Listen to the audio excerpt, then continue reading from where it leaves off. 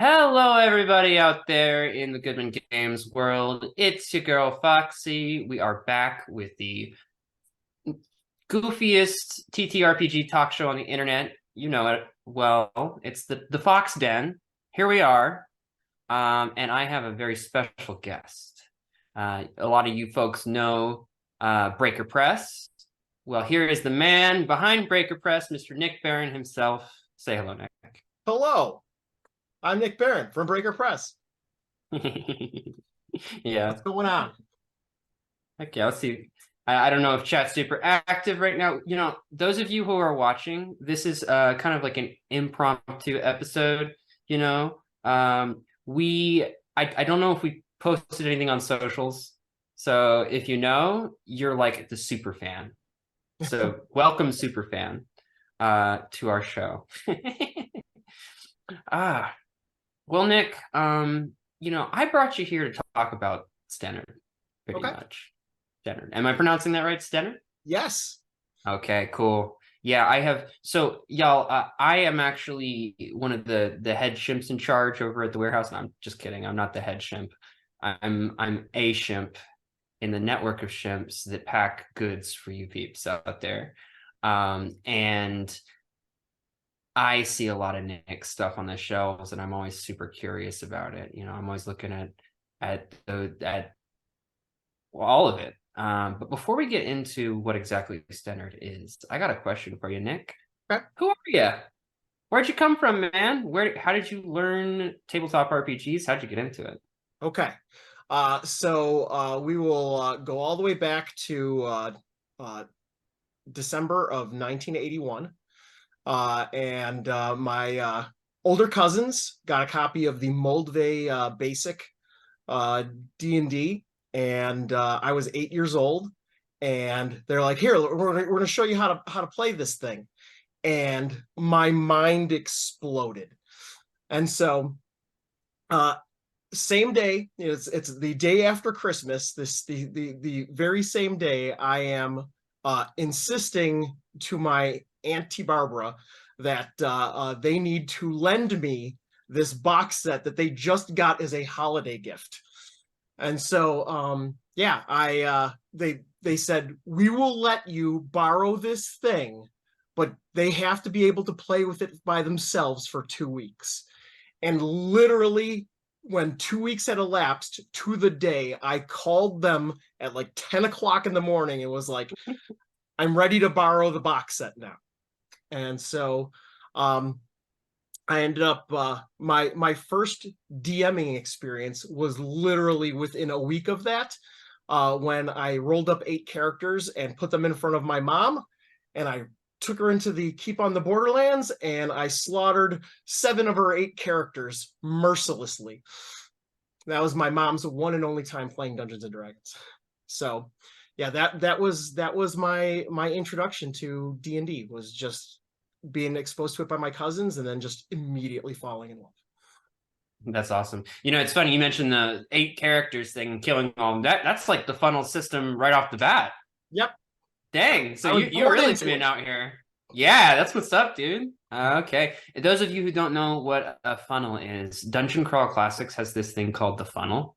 And essentially it's like you'll have a bunch of dudes and then they go into some kind of dungeon, or maybe their village gets ransacked by raiders, kind of like the beginning of the Arnie Conan movie, like all the horses come in and just slaughter people. And, of course, Mr. Conan himself survives, right? And then he becomes a level 1 barbarian. So that's kind of how DCC works. So that's what we're talking about with the funnel.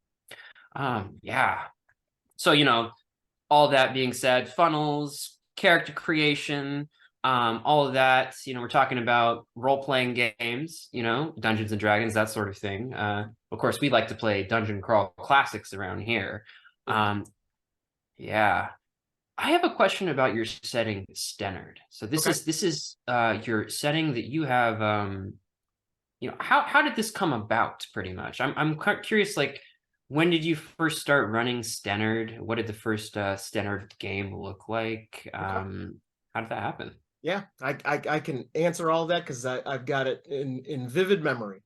Nice. So I was introduced to Dungeon Crawl Classics. I basically I was one of many people that had dabbled with 5e and it just didn't feel right to, because I'd been on a 20-year RPG hiatus, and when I got exposed to 5e, it just didn't feel right because of the fact that the power creep had gone so high. And so it just wasn't connecting with me, and I was really dispirited. And then I had been involved actively in wargaming, and I was curious if for Free RPG Day there was any wargaming offerings. And I was looking through the list, and I saw this mention of this thing called Dungeon Crawl Classics, and I was like, that sounds interesting. And I clicked on a link, and D&D like it's 1974 again. All right, sign me up. And so I ended up going and getting the quick start guide and just absolutely falling in love with it. And so my friend who would help me with playtesting wargaming stuff, he just saw that I was super enthused about this idea of Dungeon Crawl Classics. He bought me for my birthday. He bought me the full book, and so within a week of having the full book, I had written my first draft of The Precipice of Corruption. And so I had written out a bunch of encounters, basically like the first half of the adventure. And when I was writing it, I was listening to the band Celtic Frost, a record called Temegatherion on repeat, and just trying to channel the bleakness of that particular record. And I was all about it. And poor Elena, she's probably heard this story 3 times now. But I misheard these lyrics about, I thought the crops had failed, but it was actually the cross has failed. But the whole idea of the crops have failed was stuck in my head, and I was like, okay, that's my hook. That's the hook for my setting, is that everything is bleak because the crops have failed. And so that was the core kernel of everything that came after it. And so then I ended up running this seed of an adventure for 4 of my friends. And when we were done with session number 1, and I write everything long form. I would write the encounters out line for line, exactly what the box text and all that. And they were like, wait a second, you wrote this? And I was like, yeah. And then somebody else wait, no, you wrote? Yeah, yes, I did write this. And then I was like, I think I'm onto something here. And so that's the story. I've been getting that a few times with X-Crawl games I run, so Yep. I think I need to double down, honestly. Yeah. So you mentioned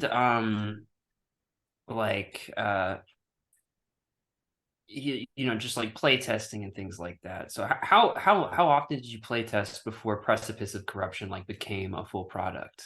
It got play tested quite a bit. Yeah. So it I ran it for my friends across 2 or 3 sessions, and then they had bolstered my confidence. So then I reached out to a local store, a Board Game Barrister, and was like, hey, I'd like to run a DCC game. And one of the road crew people, Jim Myers, he was at that very first public game that I ran. And he enjoyed the adventure, and afterwards was like, hey, can I run it for my group next weekend? And I was like, and so then I was in a panic, because I was like, oh no, I have to turn this Google Doc into something that somebody else can make sense of. And he ran it and had a great time. And so that was my first experience with having another judge run something of mine. And so Precipice ended up going to Adepticon 2 years in a row. It went to Midwinter 1 or 2 years in a row. I tried to get it in front of as many people as I possibly could. And ultimately I ended up learning things don't necessarily have to go through that many play tests in order to be able to, know whether it works and whether it's good. There are certain things that I've released, like Wide-Eyed Terror, that I ran it, I think, 2 or 3 times before I released it, because I was like, yep, this runs perfectly just as it is.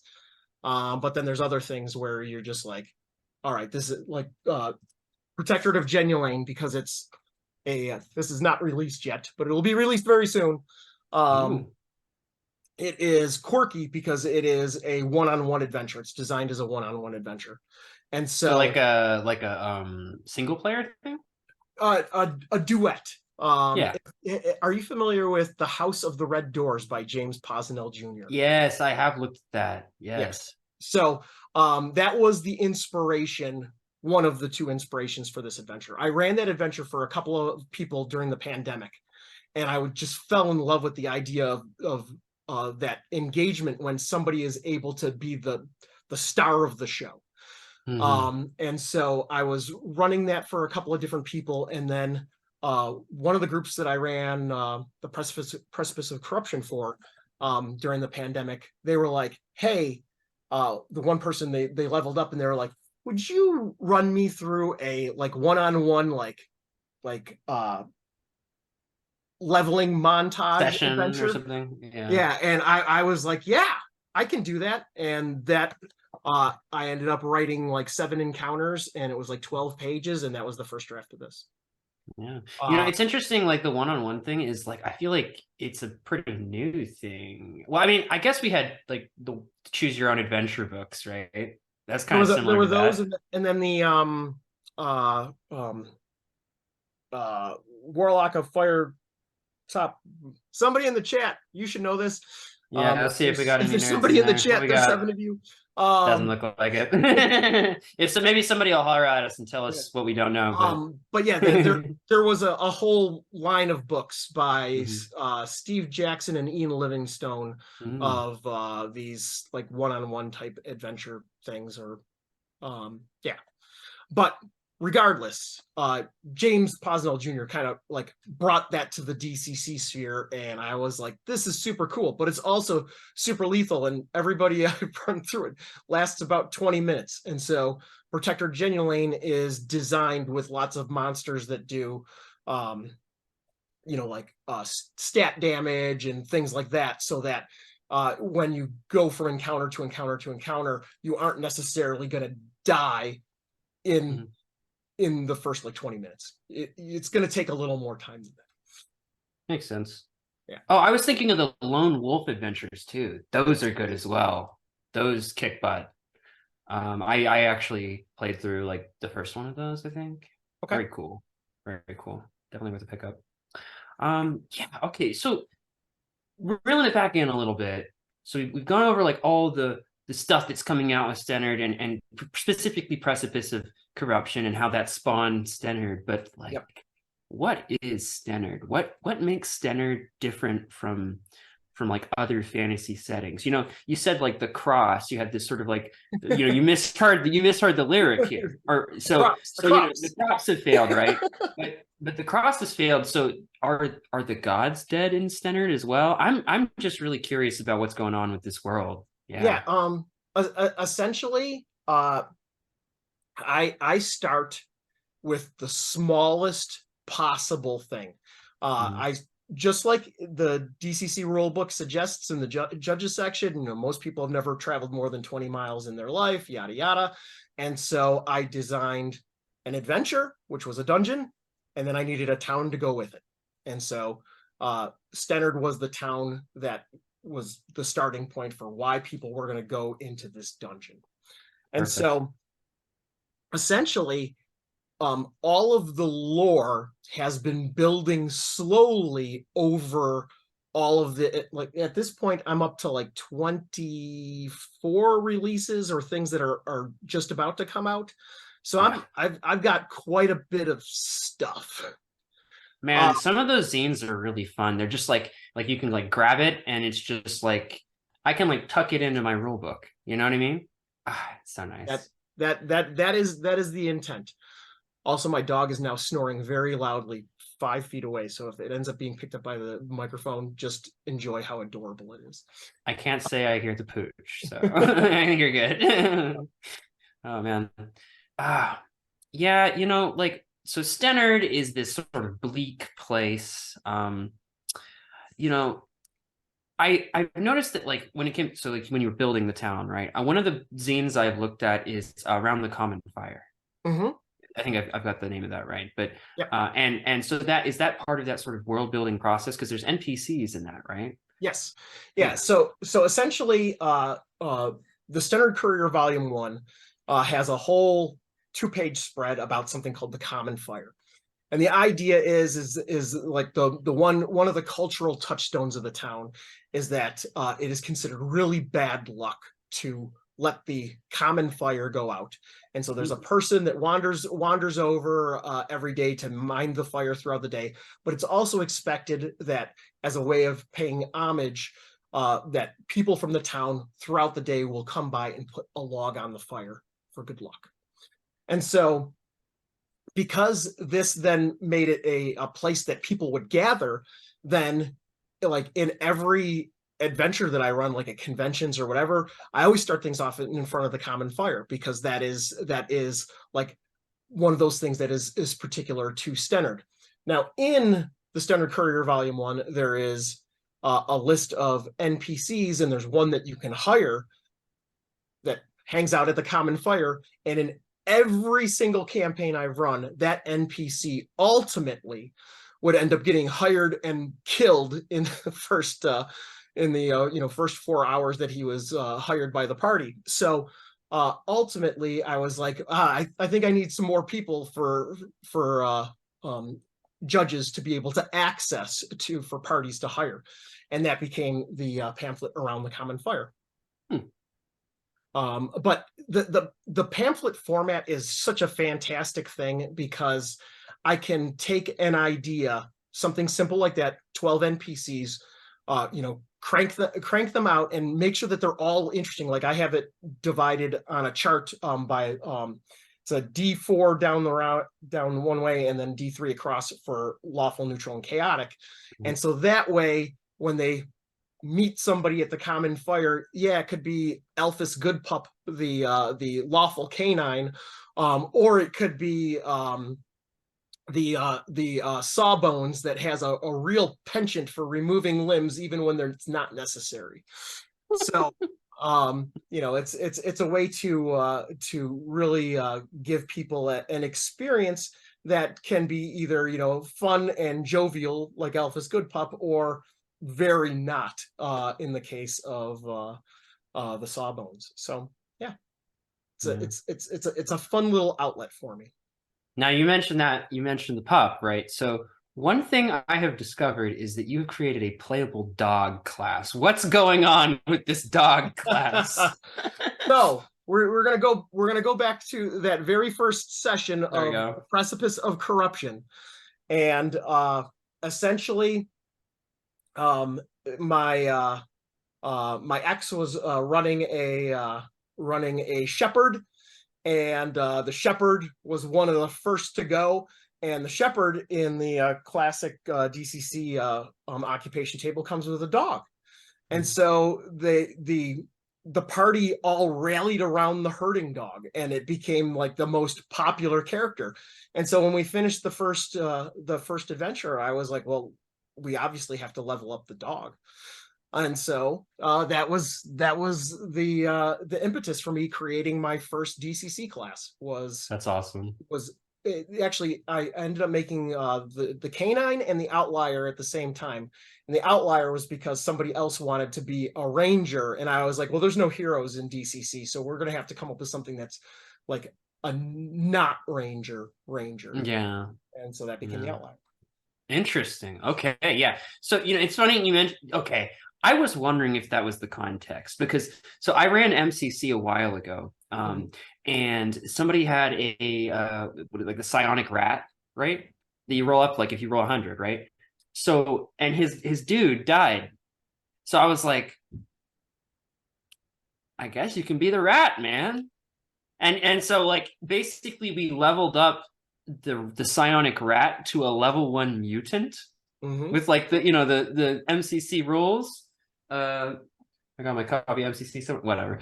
Basically, y'all need to play that game. MCC is nuts. DCC is nuts. It encourages you to make stuff like that. So get out there. Oh my gosh. Yeah, Canine. I think that in Tales from the Smoking Worm, I think that they may have made an adaptation of the psionic rat. So Good shout out there. Yeah, totally check out. There's all this because I think it has like a bunch of like stats and like attributes of your psionic rat that you can roll up because in Mutant Crawl Classics there is that 1% chance of getting a psionic rat. So we have to have that option for people. So check it out, folks. I think that's I want to say it's issue 1. I want to say it's issue 1. it could be.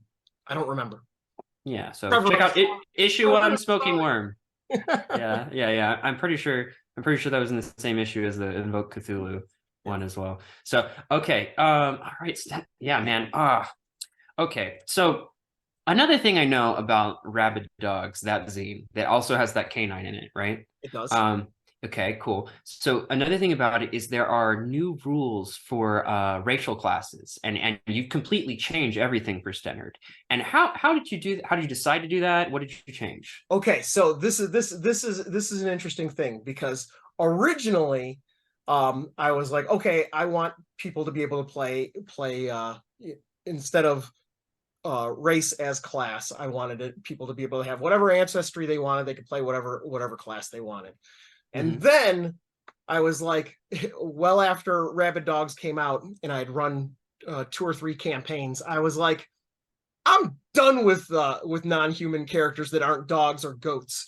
So I actually don't use those rules at all anymore.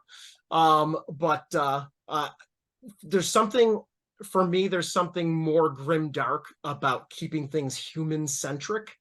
And so. And I know other people that will argue that case as well. And there have been people that came up with me and they're like, Rabid Dogs, I love Rabid Dogs. And then they're like, wait, you don't use halflings and dwarves? Nope, I don't. This is what it is. But the idea was when I did it was I just went through all of the races and I was like, okay, infravision 60 feet, intravision 30 feet, blah blah blah blah blah, and I broke down everything, and I was like, okay, none of this is game breaking. Here's a chart of if I'm gonna be this race, I can just add these 3 or 4 things into my class, and that's it. Must have. Okay, yeah. So there's no dwarves or elves or halflings in Stennard? Nope. Wow, that's cool. That really gives like a sort of Howardian vibe, I like that. Like any sort of fantastical creature is not human or like not is other. I kind of like that. I like that sort of stuff. Yeah, I think it just when you get into all of the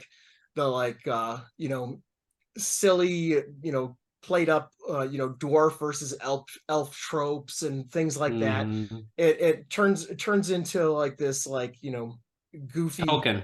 Yeah, It's like a parody of Tolkien, pretty yeah. much. And when you strip all that out of there, then all of a sudden, okay, what is the conflict? Why the conflict becomes between people instead of between tropes. And I think that changes the dynamic significantly. Yeah. There's a lot of Tolkien fanboys out there, but guys, we're just telling different types of stories. That's just all there is to it. And that's one of the things, like, because this has been there was a thread on DCC Rocks this week about where Stennard got mentioned and different types and tones of DCC. And the fact of the matter is DCC is this fantastic rule set, and really the judge just gets to turn the dial. And there's all these different dials that you can turn on this particular rule set, and it ramps up how grimdark it is or how zany it is. And it makes it for a system that is really kind of adaptable to whatever tone you like and you want to set for your players. And I love that. Yeah, and that's honestly that's probably why we see so many different compatible with DCC products. Yep. Because like this game is so easy to just like because it's bare bones, you know, you can like take a chunk of it, like the chunk of the core mechanics. I mean, for me, it's specifically the dice chain and luck. Like those are the two things I love most about DCC. Everybody has their favorite thing, but those are my two favorite things. Yep. And one of the things that I I kick myself repeatedly when I originally ran DCC. I was afraid of the dice chain, and I was unaware of how impactful luck was. And so it wasn't until I took DCC out into the public that there was one of those classic well actually guys that was at my table, and so you know Jim was at my table and some of Jim's kids, and there's like 8 people in this store, all playing the Precipice of Corruption. It's my first time running a public game, and I'm like freaking out. And then there's this one guy, and as soon as he well actually me once, whenever I would go to say something and I wasn't sure of it, I would just turn and look to him, and he would tell me the rule, and then I would just keep going.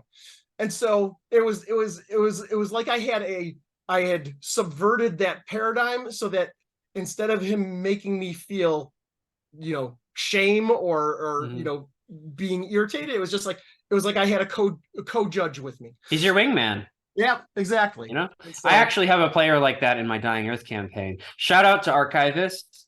You rock, dude. Just letting you know. I don't know if you're watching, but thanks for letting me know how the witch class works. Sorry, the magician class. He's been playing a bunch of the magician class, and he knows all the nitty gritty about it. And he tells me some things sometimes. So yeah, shout out to Archivist.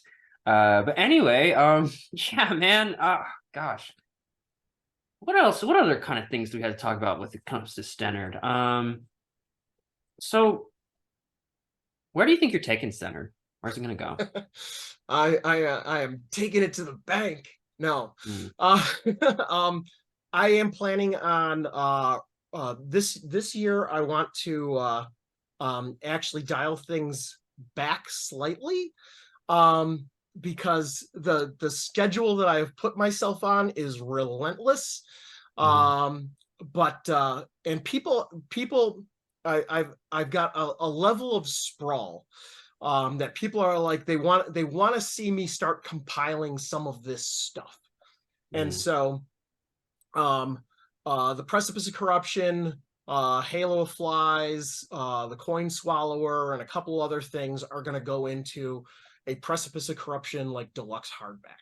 Nice. And so that is the plan as of right now. There will be like a sliver of more information on Stennard, not like the full Stennard Courier Volume 1 that'll go in there, but like an outline so that people can, you know, jump into running from Stennard without having to have a separate zine.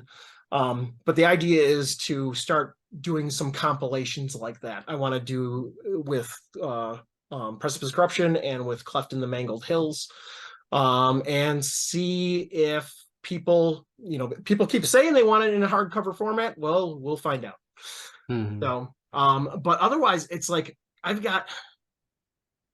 I referenced my dog Spooky a few minutes ago, and Spooky is my business partner because I walk Spooky 2 to 3 hours a day, and I just let my mind wander.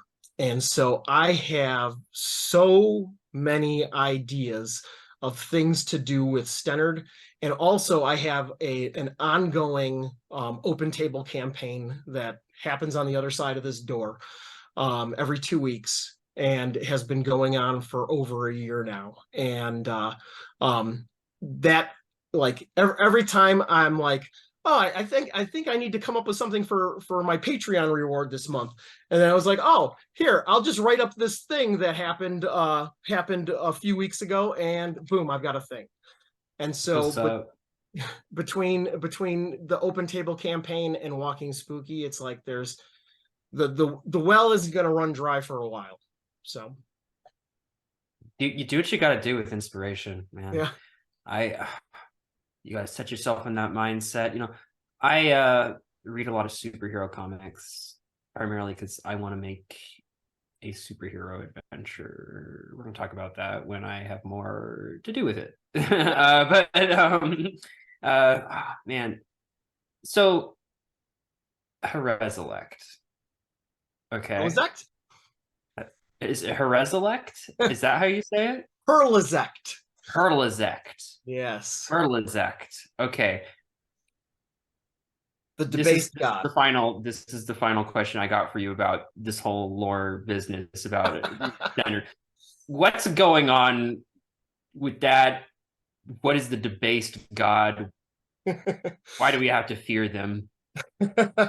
Well, because obviously they inspire you to do all sorts of things that you shouldn't do. Mhm. Because you are more than willing to debase yourself for this god. But yeah, the idea in I I just did a word mashup. In all honesty, when I wrote the first draft of the Precipice of Corruption, there was part of my brain that was like half still in Greyhawk in 1984, and was just like mashing up different things in my head that I vaguely remembered from when I used to play D&D in the 80s, and I was like, well, I can't use any of that stuff, so I've got to make up my own crap. And so I any good god is going to have like 6 different titles. So Herlizect became the Inglorious Lord, the Debased God, something of Corruption. He's got names, he's got titles, and it was just a way for me to. I was like, okay, what are the bullet points that aren't covered in all of the other evil gods? Well, we'll make them debased. Make them have their followers do all sorts of horrible things to themselves, and yeah, and that tied into I had I like body horror, Nice. and I was like, what is scarier than a goblin? Well, how about a goblin that cuts off its own eyelids? And so No Lids, from the Precipice of Corruption, when you look at their stat block, it's basically a goblin. But I Mhm. just described them in the most horrifying of terms, and had them do all sorts of extreme body modifications on themselves. And that became a No Lid. And I was like, okay, well, what ties in with that? Well, they obviously are debasing themselves for their god, so it all kind of pulls together. So is And that how Herzog like kind of formed? Was like from this no lid society of freaky uh, dudes? no, the no lids are a manifestation of the essentially. I don't think of when I was like thinking about what humanoids would be like in Stennard. My idea was, okay, these are humans that have been twisted and corrupted by evil magics, and so the idea behind the Nolids were they're already into some bad stuff, and they just become more and more malformed over time. And so yeah, they were like, hey, we're all in on this Hurlizect stuff, and Mm-hmm. it just morphed them even further. Hmm. But yeah, the whole idea with Hurlizect is, um, you know, as I said, it started off as a word mashup, and then I started pulling in these different elements, and now it's like when you read the pamphlet Halo of Flies.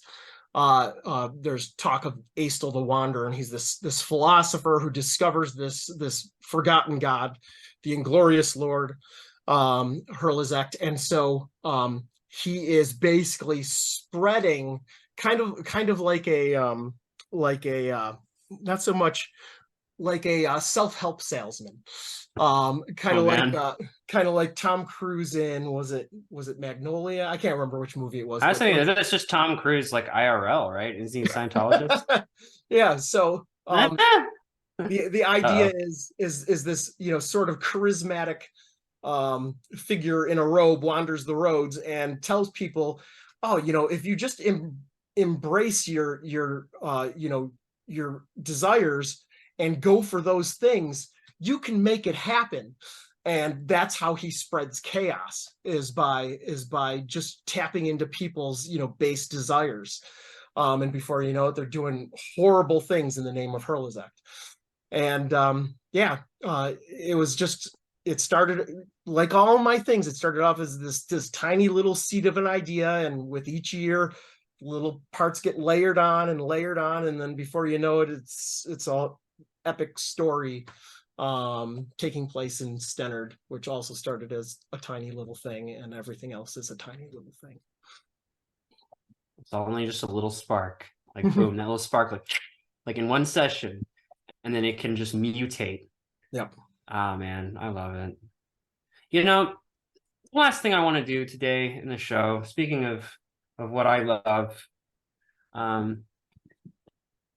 I got a package recently from a Mr. Joey Royale. Ooh. Okay. You probably know, you know Joe, you've been on his show. Okay. Yep. So I sent him some stuff in the mail. He's going to talk about it on his show.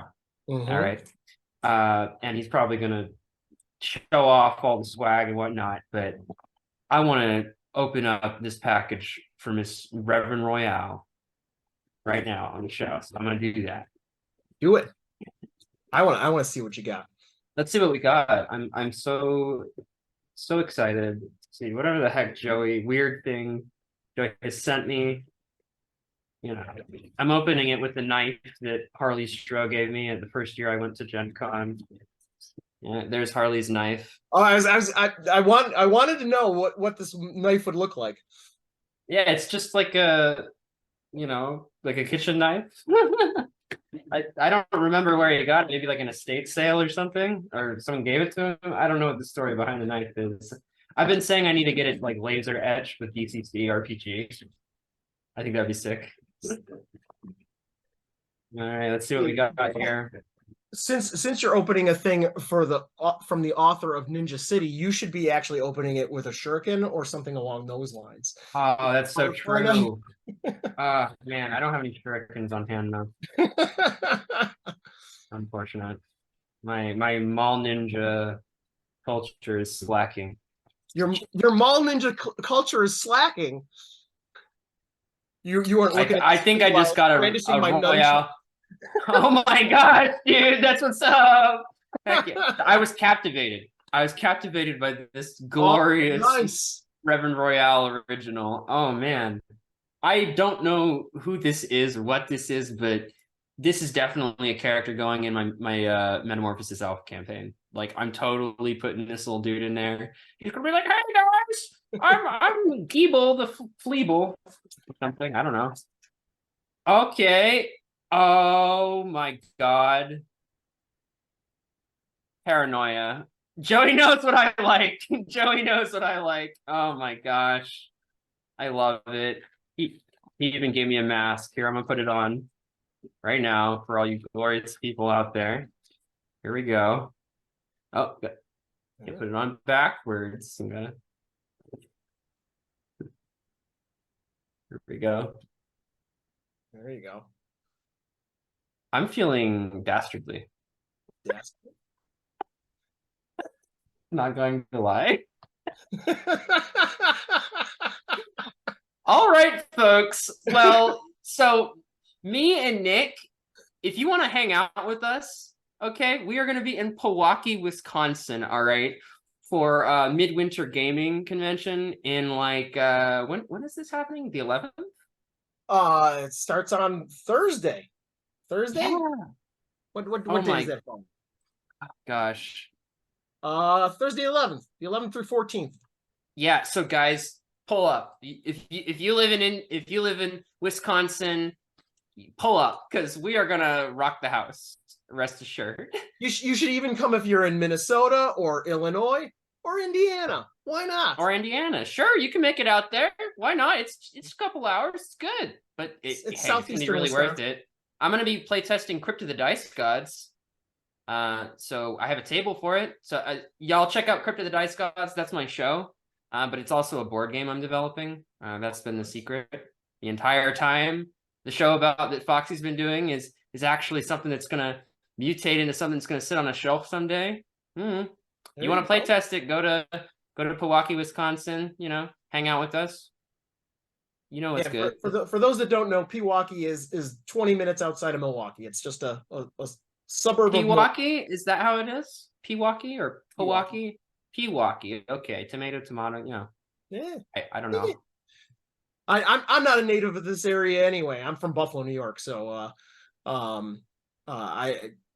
if I mess up the spelling or the pronunciations, it doesn't matter.